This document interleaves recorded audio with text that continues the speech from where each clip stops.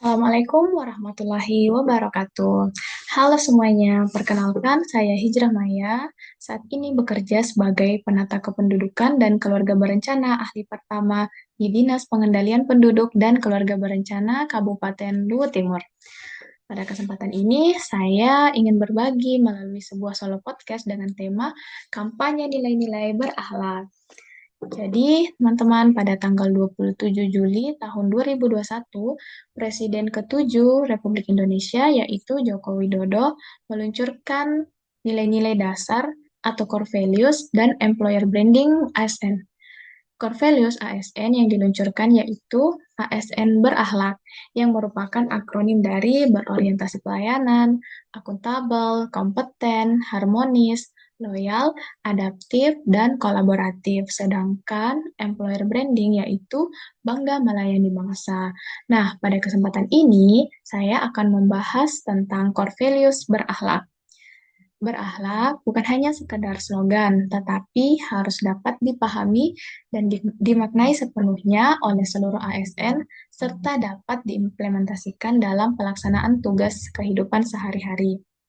Namun, kenyataannya masih sering kita temui tantangan seperti kebiasaan kerja pegawai yang kurang disiplin, datang telat, komunikasi yang belum efektif dengan sesama rekan kerja, atau pelayanan yang belum sepenuhnya berorientasi kepada masyarakat. Nah, disinilah pentingnya peran setiap ASN karena budaya kerja tidak dibentuk oleh aturan semata, tetapi oleh perilaku yang kita lakukan setiap hari. Membangun budaya berakhlak dapat kita mulai dari hal-hal sederhana.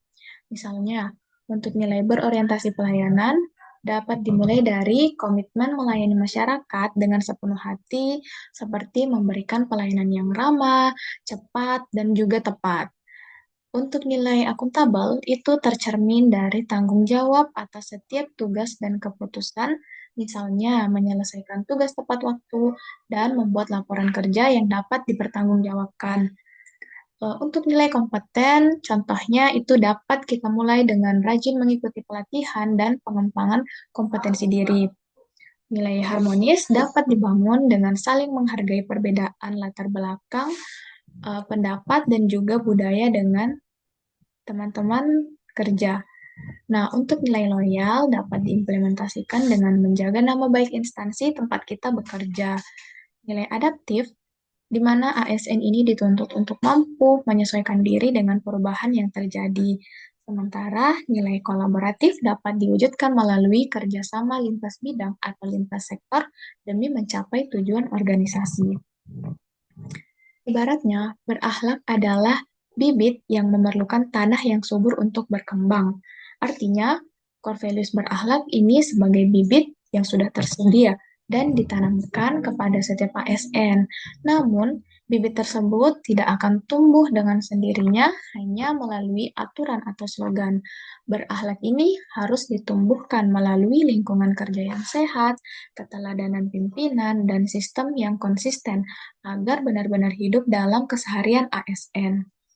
Jika setiap ASN konsisten menerapkan nilai-nilai ini, maka budaya kerja yang profesional dan berintegritas akan terbentuk secara alami. Melalui podcast ini, saya ingin mengajak seluruh ASN untuk berkontribusi nyata dalam membangun budaya berakhlak di instansi masing-masing. Mari kita mulai dari diri sendiri, dari hal kecil, dan dari tugas sehari-hari. Karena ASN yang profesional bukan hanya yang cakap secara kompetensi, tetapi juga berkarakter dan berintegritas. Demikian podcast saya kali ini. Terima kasih atas perhatian teman-teman sekalian. Wassalamualaikum warahmatullahi wabarakatuh.